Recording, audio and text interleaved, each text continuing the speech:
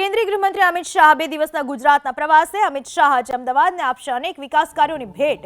અમદાવાદમાં 1900 કરોડના કાર્યોનું ખાતમુહૂર્ત અને લોકાર્પણ કરવામાં આવશે. થોડી જ વારમાં થલતેજમાં એએમસી નવનિર્મિત સામૂહિક આરોગ્ય કેન્દ્રનું લોકાર્પણ કરશે. બાદમાં જૂના વાડજમાં ઝૂંપડપટ્ટી પુનર્વસન યોજના અંતર્ગત ઈડબ્લ્યુએસના 581 આવાસોનું લોકાર્પણ કરાશે અને સાથે જ જૂના વાડજમાં જ એએમસી સ્કૂલ બોર્ડની નવનિર્મિત વાડજ શાળા નંબર 1નું લોકાર્પણ બાદ નવા વાડજમાં સ્વર્ગસ્થ પ્રકાશચંદ્ર પાઠક માર્ગ નામાભિકરણ કાર્યક્રમમાં હાજરી આપશે. જે બાદ નવા વાડજમાં એએમસીના વિકાસલક્ષી વિવિધ કાર્યક્રમોના લોકાર્પણ અને ખાતમુહૂર્ત તથા જાહેર સભા યોજશે. બપોરે 2 વાગ્યે જેતલપુરમાં નર નારાયણ ઇન્સ્ટિટ્યૂટ ઓફ ટેકનોલોજી જેતલપુરનું ઉદ્ઘાટન કરશે. આ વિશે વધુ માહિતી આપવા આપણી સાથે જોડાઈ ચૂક્યા છે અમારા સંવાદદાતા રાજલ બારોટ.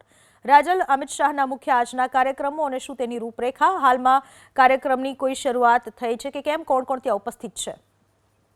જી, ખાસ કરીને લોકસભાની ચૂંટણી પહેલા કેન્દ્રીય ગૃહમંત્રી અમિત શાહ અમદાવાદમાં 1950 કરોડના વિકાસ કાર્યોનું લોકાર્પણનું ખાતમુહૂર્ત છે તે કરવાના છે અને તેની શરૂઆત અહીંયા આગળ થલતેજમાં અર્બન કમ્યુનિટી હેલ્થ સેન્ટરથી લોકાર્પણ કરવામાં આવ્યું છે. આ સિવાય એમના અનેક કાર્યક્રમ છે જેમાં જૂના વાડજમાં 588 જેટલા આવાસો અને ગુજરાતી શાળાનું પણ લોકાર્પણ કરવામાં આવ્યું છે. જોકે આ હેલ્થ સેન્ટરની વાત કરવામાં આવે તો 9 કરોડના ખર્ચે જેનું અત્યારે જ લોકાર્પણ કરવામાં આવ્યું છે, જેમાં 30 બેડની હોસ્પિટલ ખુલ્લી આજે મૂકવામાં આવી છે અને અનેક કાર્યક્રમ છે જેમાં સભાનું પણ આયોજન કરવામાં આવ્યું છે. જી, આભાર આપનો તમામ માહિતી બદલ.